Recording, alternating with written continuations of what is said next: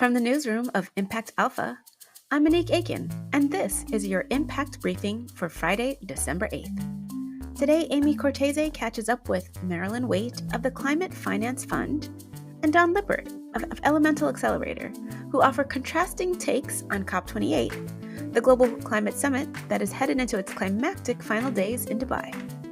But first, here's what you need to know from the week in impact investing.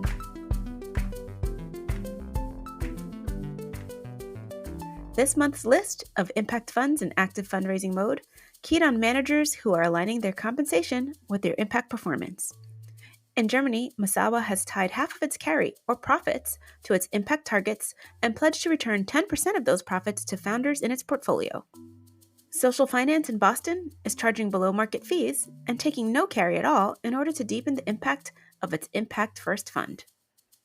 Funds of funds are emerging as a way to deploy larger checks from global investors to smaller fund managers who are closer to the solutions. MasterCard Foundation's Africa Growth Fund has allocated $200 million to support economic opportunities for women and youth. This week, it put $8 million into the SME Impact Fund in Tanzania, which invests in businesses that work with smallholder farmers, and $9 million in Chewy Ventures, a women-led fund in Nairobi, making early-stage tech investments in Kenya and Nigeria. In a guest post on Impact Alpha, Susan DeWitt of the Collaborative for Frontier Finance identifies funds of funds like Dutch Good Growth Fund, Karamu Capital, and the Nyala Fund from FSD Africa. Recent subpoenas from the U.S. House Judiciary Committee to shareholder activists and investor collaboratives has chilled corporate climate activism. But the antitrust claims behind the subpoenas are weak, as Columbia University's Cynthia Hannawalt and Denise Hearn explain on Impact Alpha. And the COP28 Global Climate Summit generated not only spirited discussion, as we'll hear in a moment, but also a flood of announcements and initiatives. One that jumped out, the $30 billion commitment from the United Arab Emirates to Altera, which has also brought together BlackRock, Brookfield Asset Management, and TPG to mobilize up to $250 billion for climate investments in the Global South. The UAE has been fighting off charges that it has been championing fossil fuel production even as it hosts the Global Climate Summit. And artificial intelligence for climate has been a hot topic and may even get written into the COP's final agreement. In Impact Alpha, David Bank and Amy Cortese suggest the climate challenge may do as much for AI as AI does for the climate. By applying AI to meet the greatest existential threat facing humanity, they write, AI may absolve itself of being the greatest existential threat to humanity. Amy Cortese has been covering the COP from Impact Alpha's Climate Desk in New York. Among her eyes and ears on the ground are Marilyn Waite of the Climate Finance Fund and Don Lippert of Elemental Accelerator. First up, let's hear from Marilyn. Thanks for joining us, Marilyn. We've been writing about the focus this year at COP28 on entrepreneurship and climate tech innovation. What are you seeing? So first, this is the largest turnout ever for a Conference of the Parties, COP. It is primarily a conference for diplomats, right, to negotiate climate action globally. And so this year, over 100,000 people have registered for quote unquote blue zone access, which is the inside diplomatic access. But they also believe that 400,000 plus people have registered for a day pass into the green zone. And that the green zone is the zone open to the public, open to business, et cetera. And so it is pretty phenomenal in terms of the amount of people that have converged into Dubai for COP28. Yeah, well, I admit to some FOMO covering it from afar. What's the scene on the ground been like? Well, I would say there's two sides. So on the one side, a lot of clear interest in climate action, a lot of dedication to ambitious climate outcomes. On the other hand, there is a lot of controversy and a lot of legitimate criticism of the entire show. And there's a bit of perception that this is very much a charade. Why? Because while there has been the biggest turnout, there also has been the biggest turnout in fossil fuel lobbyists, we are located in an oil and gas country. It's being headed, the conference is being led by an oil and gas leader who, since the COP has started, has announced that the science does not support stopping fossil fuels, which of course is not true. The science does support that. So they're both things happening at the same time. It's like the yin and the yang. I have a former colleague who once made a metaphor that I really like of a dirty bathtub. And right now we're in this filthy, dirty bathtub of greenhouse gas emissions, fossil fuels. And really what we've managed to do is add a little bit of clean water on top with renewable energies and other climate solutions. But until we drain the dirty water and start over and really replenish our entire ecosystem with climate friendly solutions, it doesn't matter. The atmosphere doesn't work that way. So we can pump as much as we want into our systems for climate solutions until we stop the fossil fuel expansion, until we actually drain that dirty water, we are doomed.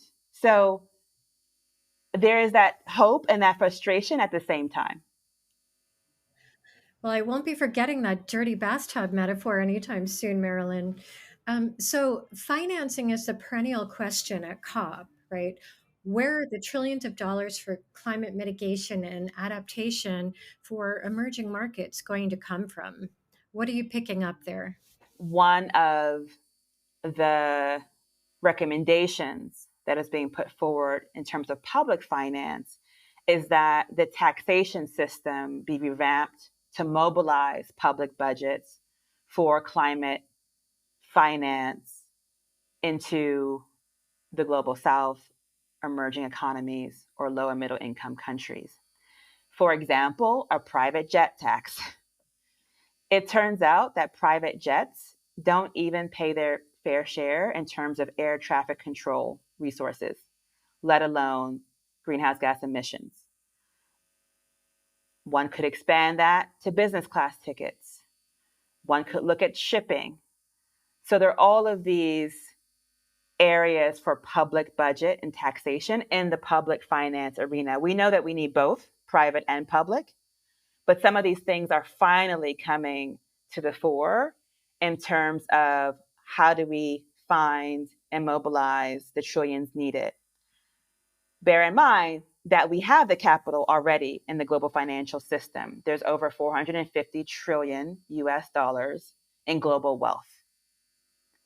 So we have the capital, which is why when the loss and damage fund numbers started to trickle in with country commitments, it was taken as disrespectful, quite frankly, to the global majority because it was peanuts. The UAE and Germany announced 100 million. 100 million US dollars is like what a small island can do, not what major rich countries like Germany and the UAE can do. The United States is probably one of the worst offenders, announcing 17 million for the loss and damage fund, subject to congressional approval. Really? That's what a lot of small and medium-sized businesses make in a day in the United States, let alone the national budget of the federal government. So that was the context for Climate Finance Day, the Blue Zone, and some of the panels and discussions that have happened since. As Marilyn described, the action in the Blue Zone has so far yielded mixed results, at best. But this truly has been a tale of two cops. Don Lippert spoke with Amy about the excitement among entrepreneurs and private funders who are meeting in the Green Zone. John, thank you for joining us. You just got back from COP28. I hope you've caught up on your sleep. Thank you. Yes, I did just get back from COP28 and I am feeling super energized. Great, great. Well, in a way, it kind of seems to be a tale of two cops. There was a major oil and gas presence. It was held in the UAE. It's kind of the petro cop. But at the same time, a lot of energy and a lot of news coming out of Dubai. What's your high level take on it? Yeah, I think there was a lot of energy and news coming out of Dubai. I mean, from my perspective, we work with entrepreneurs, we work with investors, we work with government, we bridge across many of these different kinds of organizations. And it was so energizing to see more entrepreneurs there than I've ever seen before at a COP or have ever been to a COP. And many of our CEOs from the Elemental Accelerator and Earthshot Ventures portfolios were at a COP for the first time. So, we saw a lot of interest from entrepreneurs in being there, and we saw really strong receptivity from the COP team in bringing entrepreneurs into the conversation. So this is the first year, for example, there was a technology and innovation hub or area. And then there wasn't just one, there were two, and there was a whole startup village where lots of different startups had brought their products, had brought senior team members, brought their CEOs and founders to share what they're doing and implementing on the ground to make the goals a reality. And that's what we see over and over at Elemental is the overall ambitious policy goals and structures are really important for setting markets, for setting ambition, for uh, really laying the national, state, and international frameworks for emissions reductions. But at the same time, it's developers and entrepreneurs on the ground that are building solutions that are, putting power electronics into boxes and into the ground, into concrete, and making these actual changes on the ground. So having those two critical components, government leaders and entrepreneurs and private sector leaders, both there talking to each other, sharing ambition and progress was really meaningful. Yeah, and one of the cool things this year as well was sort of a focus on building and strengthening entrepreneurial ecosystems for climate tech in the global south and other emerging markets. Yes, we talked quite a bit about building systems that work in the global south and other emerging markets. And there was a specific theme this year at COP focused on inclusion. And we really did see that play out across the sessions. One room I was in on Sunday had more accents than I've ever been in a room with in my entire life.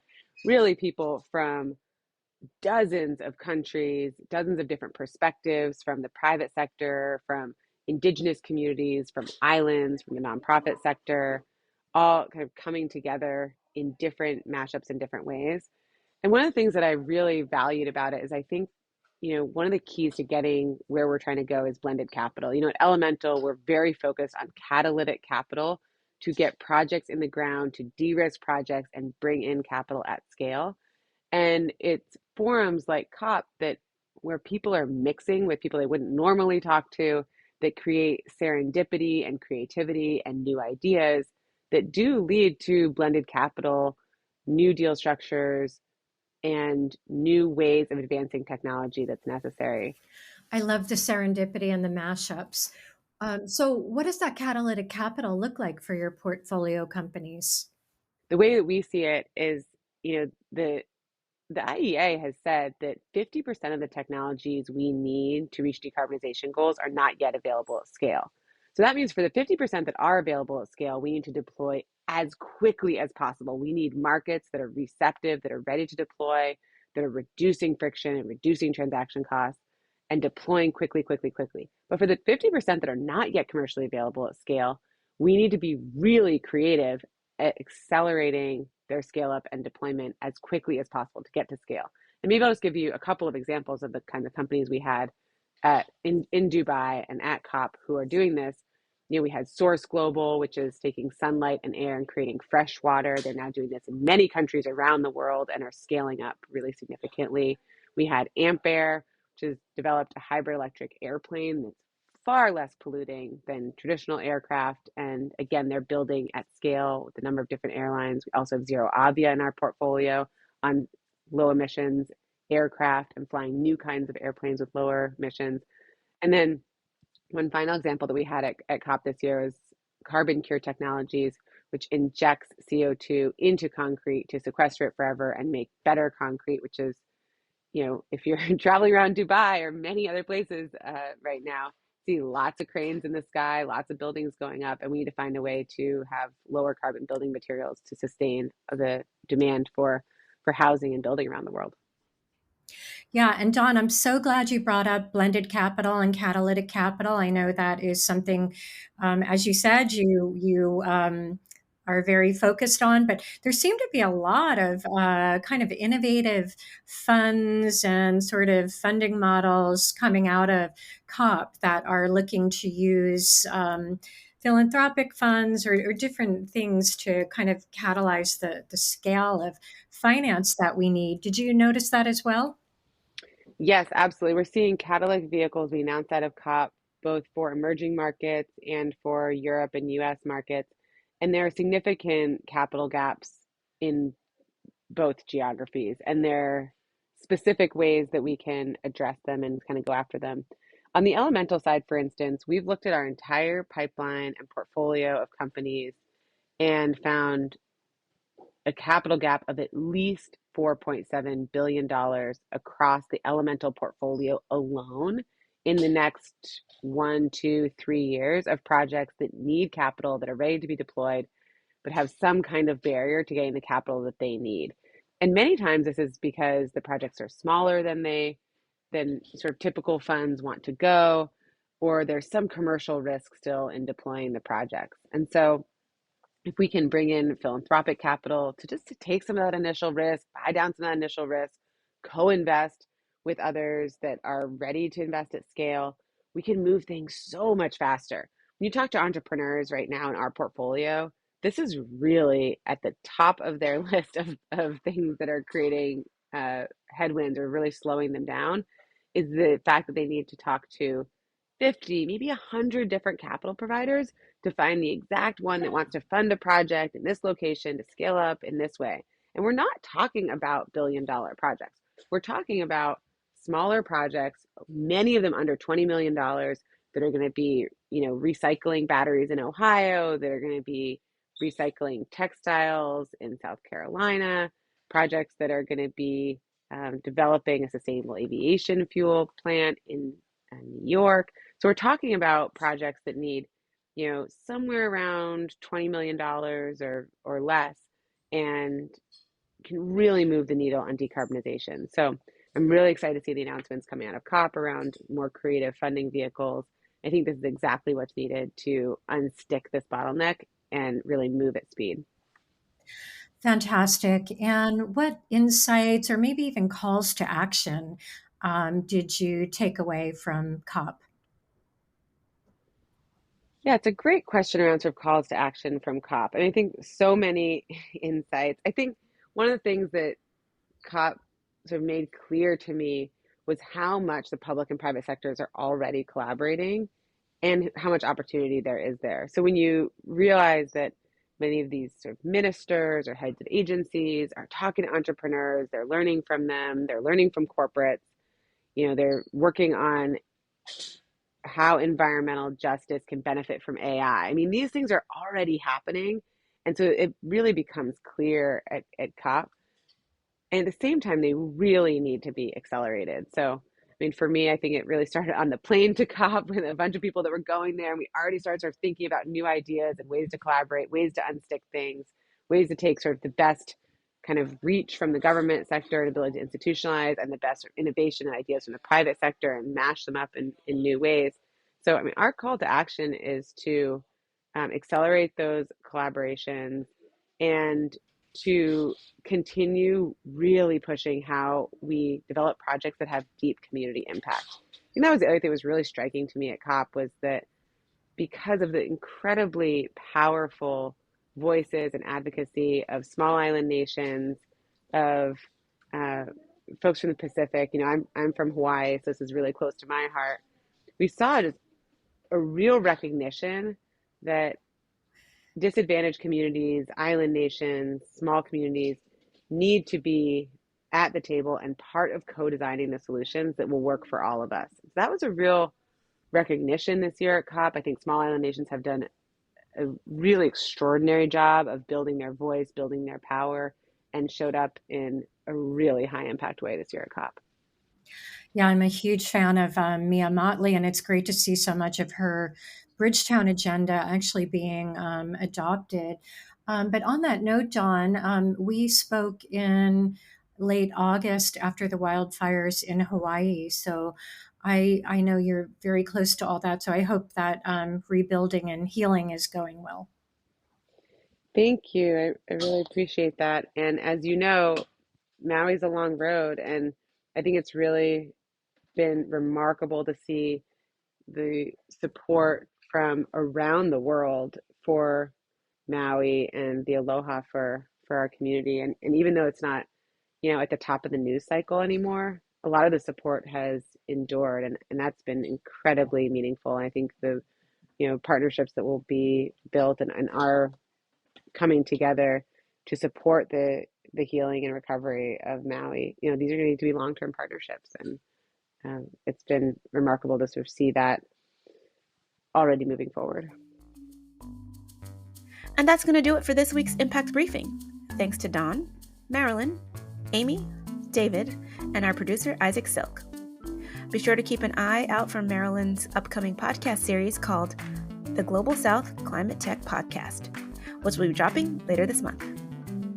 Sign up for Impact Alpha Open, our free weekly newsletter, directly at impactalpha.com, or become a subscriber to get full access to our award-winning daily coverage in impact investing and sustainable finance. Just go to impactalpha.com/subscribe.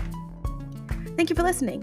I'm Monique Aiken, Managing Director for TIP, the Investment Integration Project, and host of Into the Record, another podcast launched this year. Be sure to check back for next week's briefing, and until then, take care.